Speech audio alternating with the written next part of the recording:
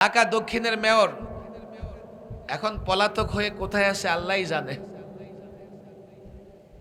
একদিন তার এক বক্তৃতায় আলেমদের সমালোচনা করতেছে। আলেমদের সমালোচনা করতে করতে সে বলতেছে আমিও আলেম, সেও নাকি আলেম। কয় কিভাবে? কয় আমিও শৈশবে আলিফ বা তাসা পড়েছি।